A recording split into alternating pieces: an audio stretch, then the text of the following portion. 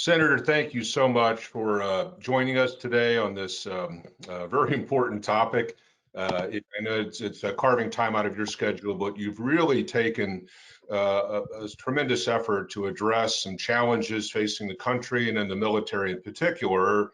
And I'm talking about critical race theory and how it might be implemented or how it is being implemented in various training sessions in the military. But I'd like to acknowledge that you served the country in uniform in the U.S. Army from 2005 to 2009, if I've got my dates correctly on that. Earned the Army Ranger tab, served the 101st Airborne Division, 2 tours in Afghanistan, and then served also with the Old Guard at Arlington National Cemetery. So I'm guessing you know a little bit about small unit cohesion, service to country, what it means to really bring together in a team environment, working toward a common goal, common purpose, and serving a country that presumably we all love and are proud of and want to push further on down the road. So, I mean, just jumping right into this material,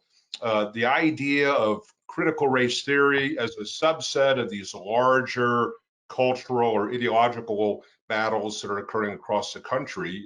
You've been very pointed that this is actually a divisive sort of thing. So if you could just elaborate on that a bit, and then we'll see where the conversation goes. Yeah, thanks, Dakota, for having me on for discussing this important topic, and thanks for your kind introduction. As you say, this is part of a broader series of conversations or controversies in a lot of institutions across our society. But the military is probably the most important institution we have. I mean, look, if some woke CEO, forces foolish training on their employees, maybe their sales go down. If universities go in this, maybe they don't get as many students to apply and enroll. But what happens if it harms unit cohesion and morale and esprit de corps in our military? Then we literally are risking our freedom. And that's why it's so important that the military's highest priority should remain what it always has been, to fight and win real wars, not to get distracted by culture wars. Now, as you say, in small units, you learn a lot of very tangible, very concrete skills. In the infantry, where I served, it might be how to conduct an ambush or how to knock out a bunker and take down a trench line. In the Air Force or Navy, perhaps it's maintaining the fighters that our pilots depend on. In the Marine Corps, in the infantry, just like the Army, or how to do an amphibious landing. Those are all very concrete, practical, tangible skills. But you learn a lot of intangible things as well. I say to my old soldiers, if they're thinking about leaving the Army, they should think very broadly about what their options are, because a lot of their concrete skills weren't particularly marketable. I mean, there's not a big market in the private sector for knocking out a bunker or taking down a trench line, but people respect them for the discipline and the mission focus, the esprit de corps, the leadership, the integrity they displayed. And that's true in small units as well. All of those very concrete technical and tactical skills are essential, but as essential is that high level of unit cohesion, that morale and esprit de corps, your dedication to your battle buddies. We cannot have an Army, a Navy, Marine Corps, Air Force, or Space Force where young troopers are looking to their left and right and seeing not a fellow citizen who took an oath to the Constitution, to someone who's willing to lay down their life, not just for their country, but to keep you alive. We can't have them looking at their non-commissioned officers and their officers wondering if they're getting a tough duty because of the color of their skin. We need them to see each other simply as fellow Americans and fellow warriors who are there to perform the mission. When the military allows the very insidious doctrines of critical race theory to seep into frontline training or professional military schools, and you start indoctrinating our troops to believe that one's skin color is the most important thing about oneself, that we should judge people by their skin color, not by the content of their character, as Martin Luther King would have it, that some races are somehow collectively guilty for what other people with the same skin color have done, or inherently oppressive or privileged, and other races are inherently victimized or oppressed, it is very dangerous to unit cohesion and morale. And that's one reason why I've been so active in the Senate to try to stop it in its tracks. It's just an amazing story. I mean, I couldn't agree with you more. You know, my time in the Marine Corps from 1985 to 2005, I was exiting as you were coming in. I start off as a young second lieutenant, like we all do. And you know, one of my first units was a motor transport, as the truck section for an Marine Corps infantry battalion, and we had city kids and country kids, all different backgrounds in terms of economic strata. We had African Americans, we had conventional, traditional European whites. My maintenance chief was an American Samoan. My operations chief was a Black American Marine, and they were all united in the same basic training. They all had to achieve their rank by merit. They all either took each other to task for not living up and operating the standards, or praising somebody who had done a really great job, and it worked because there was this common identity, this unified purpose pushing forward. And so I so appreciate the arguments you're bringing onto the Senate floor and in your various media interviews, that critical race theory, in dividing people and creating these groups and then pitting them against each other, it calls all of that into question. I mean, it truly does. And I see this as a subset, again, of this larger battle. And that my experience in the military was, it was a perfect representation of American ideals. You talk about a melting pot, and it didn't matter where you came from in life, that you had the same access to education, training, promotion, all the benefits that came with military service. And everybody came together in the same unit, and you worked together. I mean, what better representation of what America stands for? And so to have either, and I'd like to explore this a bit, top down or bottom up problems that seek to undo that. And by top down, notably, you've taken the task, the Secretary of Defense, you've questioned books on reading lists with the Chief of Naval Operations, the other service chiefs that have allowed these kind of training packages to come in. So how does that affect the morale and the mentality and the perspective of the junior officer and enlisted ranks, where they thought they were all unified, but now they're being exposed to the ideas that there are these inherent, skin tone differences that should cause them to view each other differently? Or in our education system and in popular culture, American youth coming into the military have been tuned to think this way. And so then the military structure has to change that mentality and convince them that, no, we all are Americans, right? So some of the legislation that you propose to deny funding to schools that teach 1619 theories, right? As well as the corporations that are having white caucus focus groups, right? Lockheed Martin, I believe, that you took the task for those sorts of things. So we've got it bottom up, where the military has to correct that, and we have top-down instruction from various appointees that are imposing this. If you could kind of explain or talk to that a bit, I think we'd all appreciate it. Yeah, well, I do think it's harmful to both recruiting and retention. Congressman Crenshaw and I have been collecting whistleblower complaints for now well into the hundreds in the count of those complaints we've received. And this actually goes back to what I was first hearing from friends of mine who are still in active duty and who are first facing some kinds of training sessions as far back as last summer. And it really does date, I think, back to last summer after the death of George Floyd. But it has been even more prevalent since Joe Biden took office and Secretary Austin ordered the so-called training stand down back in January or February.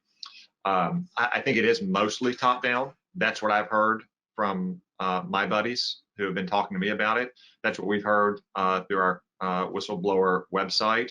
Unlike in some places, as you say, in some of these corporations, it's very much the young, coddled, woke workers who are demanding the indoctrination and complaining if they've got any dissidents in their ranks who don't buy the woke corporate line. I don't think you have a lot of that from what we've heard in the military. A lot of it does tend to be top down. I think some of this, though, is the way that guidance typically filters down from the very top in the military. Dakota, you remember what this was like. If the commanding general wants to have a formation at 6 a.m. And he wants the entire division to be out there, well, at every echelon, it's going to be 5 minutes prior to the At least. higher echelon. So by the time it gets down to the poor private, he's going to be in formation at 3:30 a.m. in the morning, waiting 2.5 hours based on what his team leader told him. I've seen this in training settings as well. There was a time, 15 or 20 years ago, the Army grew concerned that there was too many accidents between vehicles and pedestrians, usually during morning PT. So the Army decreed that part of the physical fitness training uniform would be a reflective safety belt, which started out during hours of darkness in the morning when you're conducting PT. And very quickly, by the time it got down to the front line, was you'll wear a reflective belt at all times you have on your PTs, even in 120-degree weather in the middle of Iraq in the daytime. So these, what can be vague or general guidance at a higher level filters down and I think can sometimes take on a life of its own when it gets down to the brigade, battalion, and below level. That doesn't mean that we should tolerate it or that we should not take every step to tell them to knock it off. That's one reason why when Secretary Austin testified in front of the Armed Services Committee last month, I pressed him to answer what I thought were very simple yes or no questions about doctrines that come from critical race theory, like whether there are any races that are inherently oppressive and oppressed, or whether people should be promoted as based on their skin color as a key factor, or the key factor should be things like tactical and operational excellence and leadership and integrity. And of course, he responded that no, skin color should not be a primary reason for promotion. No, there are no inherently oppressive or oppressed races. It's good for troops across the service to see the secretary say that. He later said in another hearing that we do not teach critical race theory in our military. I think that's what he believes, and that's the guidance he's put out. But like those reflective belts or like the 0-6 formation, it doesn't always translate to the front lines. And I wanted every trooper around the world to see the secretary say that, and I'm glad he did say that. And I hope that we begin to see a course correction here. That's operational unit training. Units do all kinds of training every month, every quarter, twice a year, once a year. You remember that. All of the veterans or service members watching today remember it on everything from, tobacco safety training, motorcycle training, what have you. It spans the gamut. We had equal opportunity training when I was in the Army as well. Nothing like we have now. Back then it was like stated the fact that we all believed that this country is committed to color blindness, and we respect everyone irrespective of the color of their skin or their ethnicity, or for that matter, their political beliefs or their religious views or anything else. And it was a regular reminder that was the expectations we had for all of our soldiers. And if they didn't meet those expectations, there'd be severe consequences.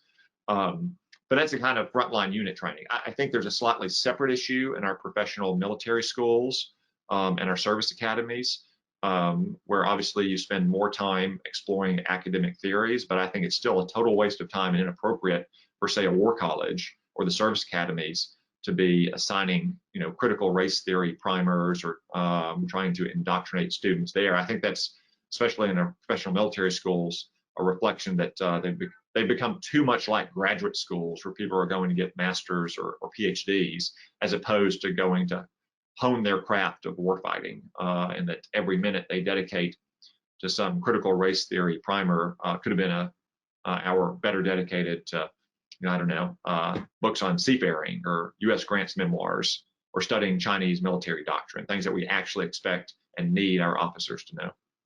Yeah, I mean, the military is already a representation of America, right? And so its primary purpose being defending the country against foreign attack and these sorts of things, you would expect that it would spend all of its waking hours looking at that.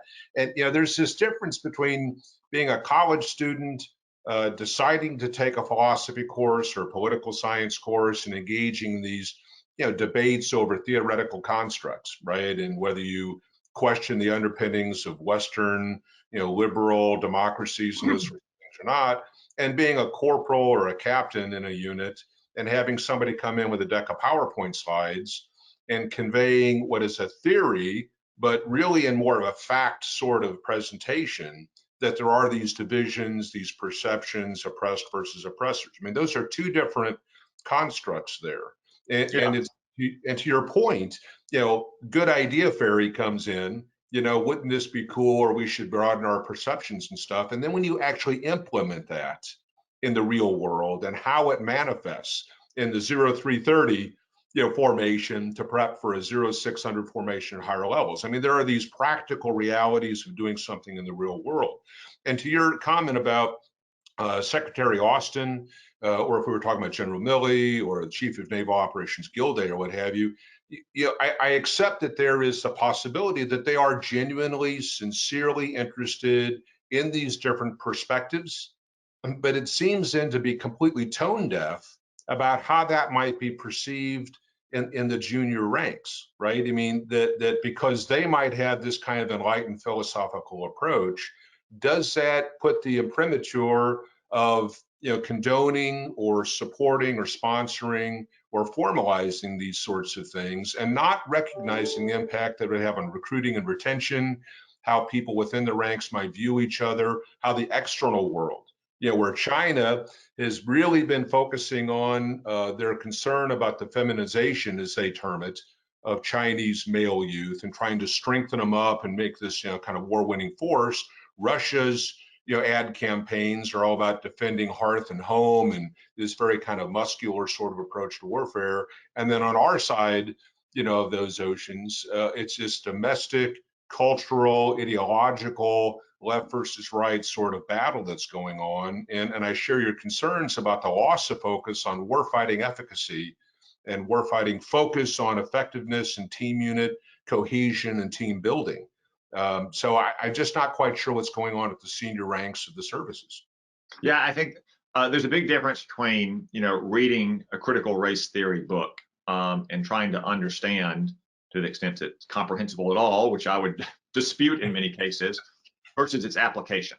Some people have compared it to reading Karl Marx in the Communist Manifesto or Das Kapital. There's a time and place for that. If I learned that our service academies were teaching Western philosophy survey courses, and they didn't have a Karl Marx selection there, that would be surprising to me, because Marx's writing is an important step in the evolution of Western philosophy, especially German philosophy. So there's a time and place for that. But I wouldn't expect it to be on one of the service chief's professional reading lists. And I wouldn't expect it to be taught down to the lowest level, because there's no practical application of it.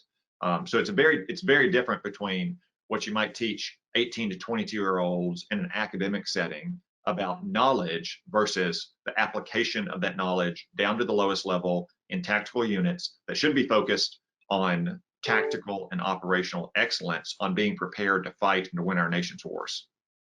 It introduces these questions, right? So, I've had colleagues that say, well, there's always this opportunity for the junior soldier, sailor, or space guardian to push back, to question the legality of or the appropriateness of the things. My experience was you're not going to find, a first lieutenant or a sergeant, 1 out of 10,000 perhaps, that steps forward to push back against something that the command structure has handed down. So I just don't see that that's really a viable course. And I think that also many times senior uniformed officials that come before a Senate committee, for example, are really bounded by the edicts or the directives, the guidelines that are handed down by the White House. I mean, it's not like they can come in and directly oppose something that they have been told to do via the Secretary of Defense and implementing. So they're a little bit bounded by the context within which they're working. And so then it's incumbent, I believe,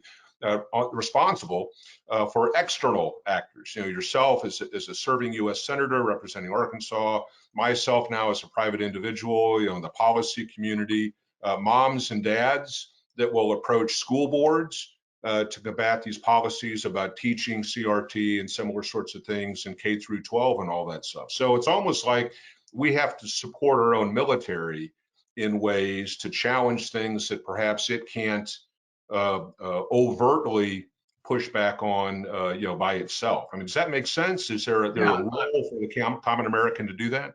Yeah, after my exchange with Secretary Austin at the Armed Services Committee, I sent it to a few of my buddies who are still in active duty, most of whom have reached the ranks of field officers now, or field grade officers by now.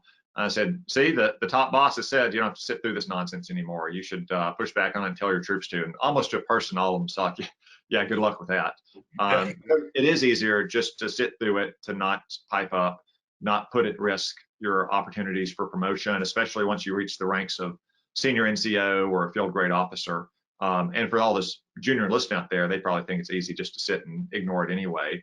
But it's something they shouldn't have to sit through and ignore. It's often hard to ignore when you're being forced to watch a video that declares there's systemic racism and white privilege throughout our military, which is one of the complaints we received, or that white soldiers were singled out during equal opportunity training, that they didn't have much to say, that one Hispanic officer who disputed claims of systemic racism had himself his remarks marginalized by the speakers at these events. We shouldn't have our troops forced to sit through that kind of thing. And again, I think it's kind of inevitable when you're pushing these concepts even at a vague level from the very top, because it gets filtered down through the ranks in the same way that the 0-600 formation does, and the privates have to be out there at 0-330. That's why it's best just to focus on warfighting primarily, and when you conduct occasional training sessions, it should be what we learn. This is an equal opportunity organization. We do not treat anyone differently based on the color of their skin or their ethnicity, or for that matter, their political views or religion. And if you do, there's going to be serious consequences. Roger, soldiers say Roger out, and that's the standards you enforce. And look, some of these issues were addressed, when I was going through military processing or basic training. I'm sure the case as well. I mean, they scanned all soldiers, for instance, for tattoos that might have identified you as belonging to or affiliated with or sympathetic with an extremist organization or a criminal organization. Back in my days, it was primarily, I think they were always my recruiter anyway was saying it was Aryan Nation or the Crips and the Bloods where we came from. So this is an issue the Army and the military more broadly has addressed for a very long time. But over these last several months, I think it's kind of transformed into something that's much more insidious, and that's why I put my foot down on it.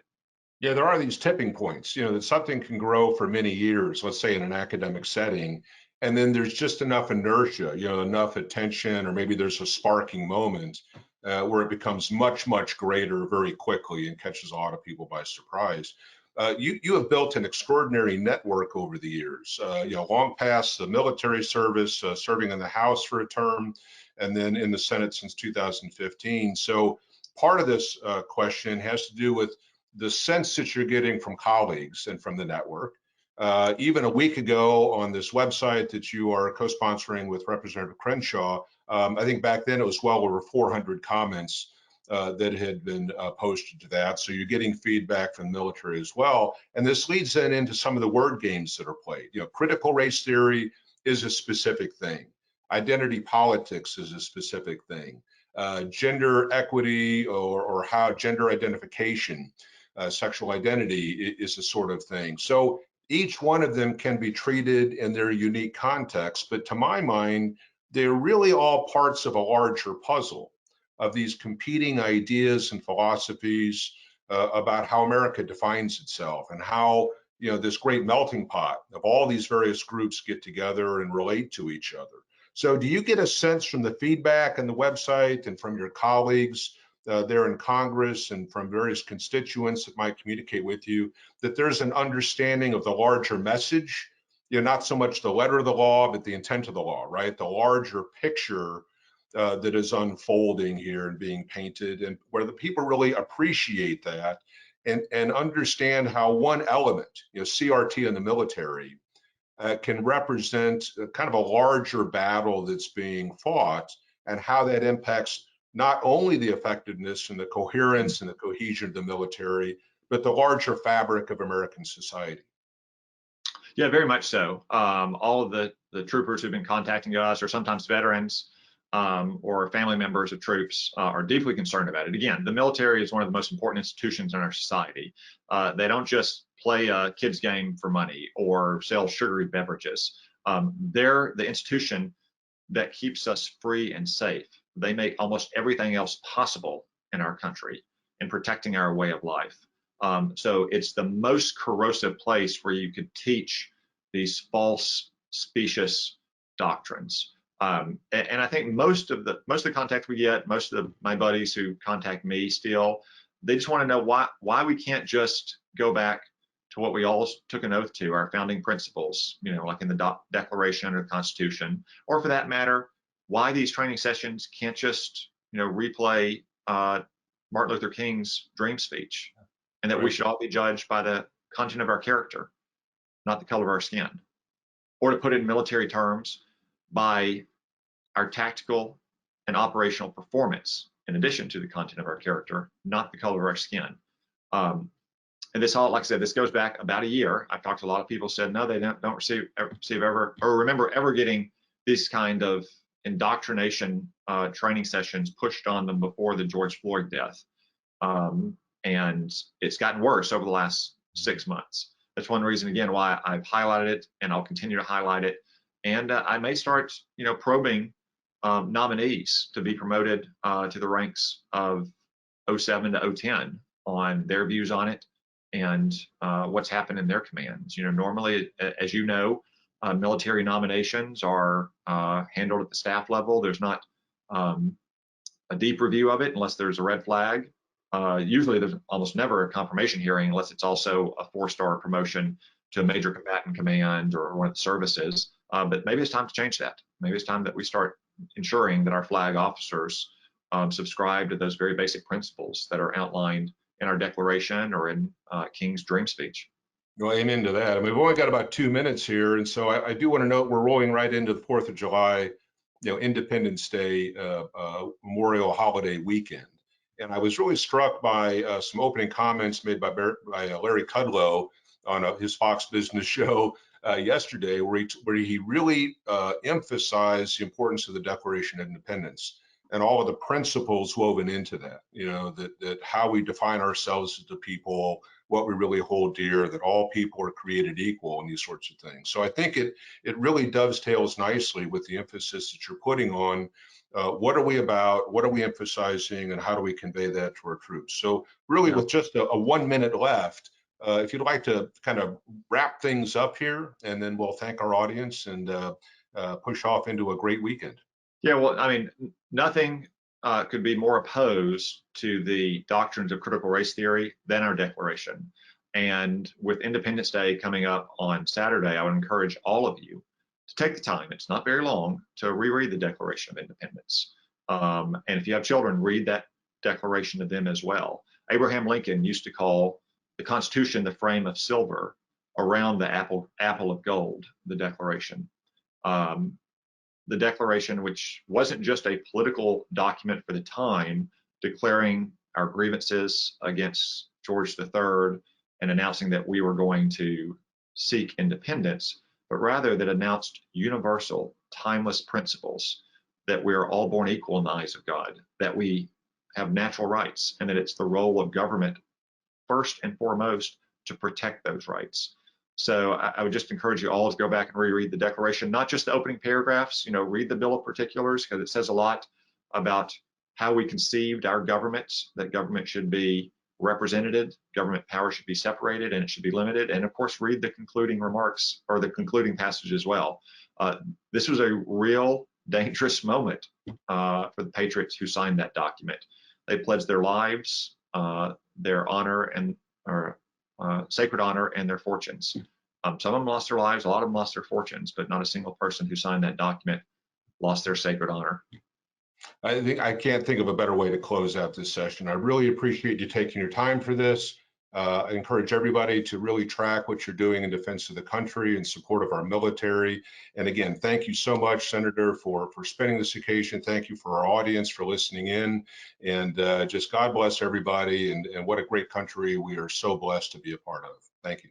Thank you, Dakota. And God bless everyone. And God bless the United States of America. Have a very patriotic Independence Day weekend.